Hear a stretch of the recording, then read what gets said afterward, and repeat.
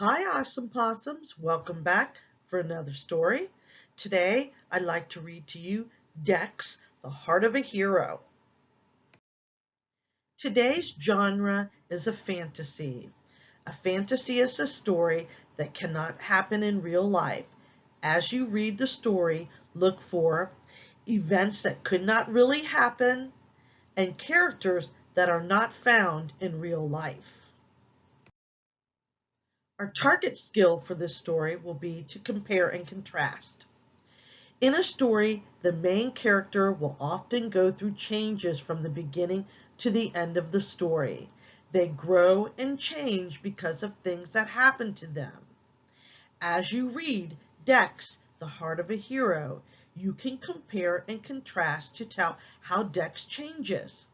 You can use a diagram like the one below to compare things that are the same and contrast things that are different.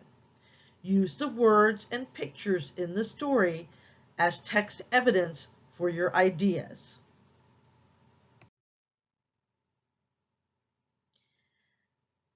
Dexter was a little dog.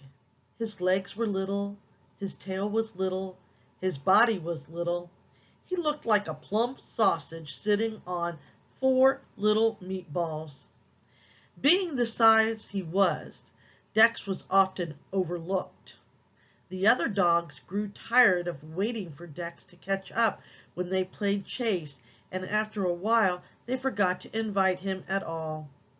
No one really seemed to notice him, except when Clevis, the tomcat, demonstrated how he could stand right over Dex and not even ruffle his fur.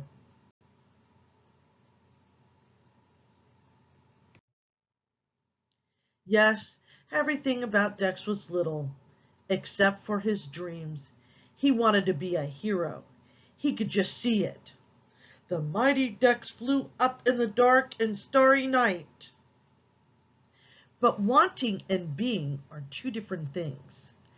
Dex lived on dreams until one day, after crawling out from under Clevis yet again, he decided there had to be more to life than gazing at the underside of a cat.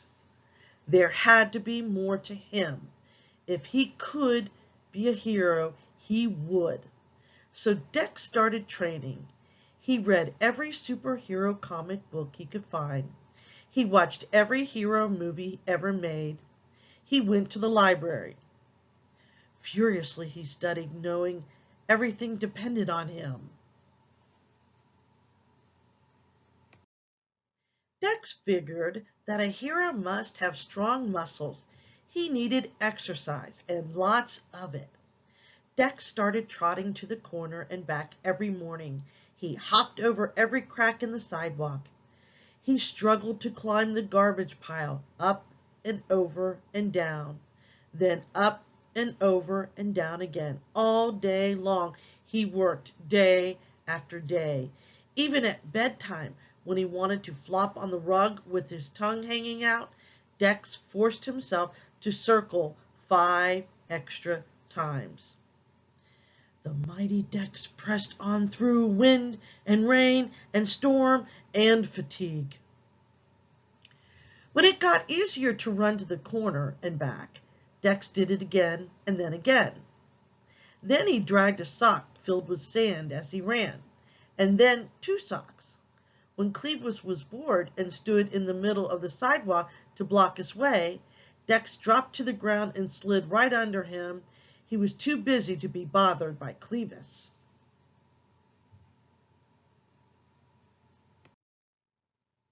Dex was tired. He was sore. He was working so hard that he almost forgot what he was working for.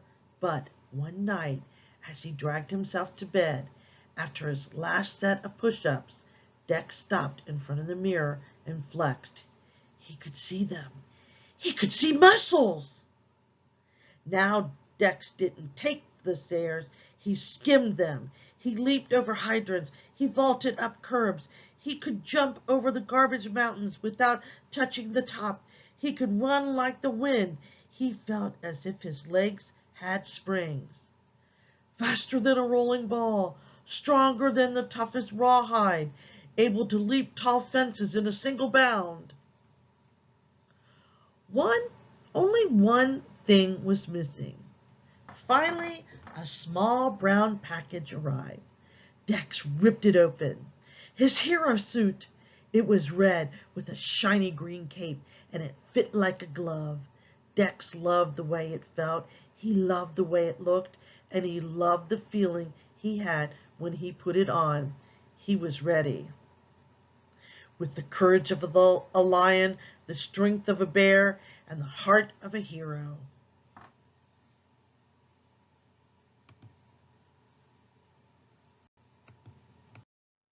When Dex went out in his suit for the very first time, he looked up the street and down. He noticed a young pup trying to cross the street. Dex sprang into action. "May I help you?" he asked. He guided the wide-eyed pup across the street and grinned as the pup stared at him with his mouth hanging open. The pup whispered, "Wow, it's a super dog!" Super dog! Dex liked the sound of that. Of course, when Clevis saw Dex, he just had to comment, "Hey, Dex, where's the party?" Dex was so busy that he was able to ignore Clevis, for the most part. The only time his face ever got red was when Clevis yelled, "Where'd you get that dress up?" Dex had to wonder if Clevis saw anything but the suit. Didn't he notice that the suit was just a way to let people know that he was there to help? The sun glinted off his emerald cape, and the super dog raced to the rescue. There was a mouse he saved from a sewer, a purse snatcher he tackled. He fixed his neighbor's sprinkler. He found a lost kitten, pulled a rat away from a live wire, tracked down a lost wallet, put out a trash fire, and organized a neighborhood cleanup day. It seemed that now, whenever anyone needed help, they turned to Dex, and Dex had never been happier. Late one evening, there was a banging at the door. When Dex answered, it seemed as if the whole neighborhood was yipping and yowling in a panic. "It's Clevis!" they shouted. "He's stuck in a tree! Hurry, Dex, hurry!" Dex raised his eyebrows. It was not like Clevis to move enough to get into any trouble. In a flash, he was dressed and ready. It was clearly a desperate situation. As he got closer, Dex could see Clevis. He had been chasing a squirrel to the top of the tree, but had slipped, and he was hanging by one claw from a slender branch. He was yowling for all he was worth. "I'm slipping!" Clevis screeched. "Help me!" Dex looked desperately around for something to climb on. There were no boxes, no ladders, not even any trash can. Then Dex looked at the crowd. "Quick, everybody!" Dex shouted. "I've got an idea!" Dex leaped onto the end of the teeter-totter, facing the tree, pushing it to the ground. "Everybody on the other end! 1, 2, 3!" All the animals jumped together on the other end of the teeter-totter, catapulting Dex into the air. He soared over the crowd, his ears and cape streaming out behind him. The mighty Dex flew up into the dark and starry night. Dex scrambled onto the branch next to Clevis. Quickly he pulled off his cape and tied the four corners onto the screeching cat. "Jump!" Dex shouted. "Jump, Clevis!" With an ear-piercing shriek, Clevis let go. The billowing cape caught the air and parachuted the big cat to the ground. Dex backed up and slid to the ground amidst the cheers of the crowd. Dex was bruised and tired, but he forgot his discomfort as Clevis sheepishly lumbered over, still tangled in the green cape. "Thanks, Dex. You really are a hero."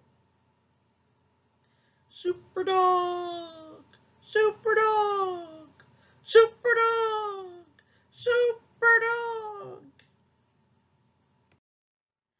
Dex didn't think he could feel any better, but he did, just a little. The next day when Clevis sidled up next to him and whispered, "Say, Dex, can I be your partner?" Dex looked the tomcat up and down. It would take a lot of work to turn Clevis into a hero. He could hardly wait. "Sure," said Dex with a grin. "Sure." With twice the brains and triple the brawn, our heroes forged on, ever ready to lend a helping hand. That was a fantastic story. It makes me wonder if I could become a hero just like Dex. In Dex the Heart of the Hero, some of the characters change during the story. You can compare the characters' thoughts and feelings at the beginning and the end of the story by telling how they are the same. You can contrast by telling how they are different. Words and pictures from the story are clues of how the characters change. You can use a diagram like this one for the beginning of the story and another one at the end. This will show how the characters changed. Let's look at Clevis.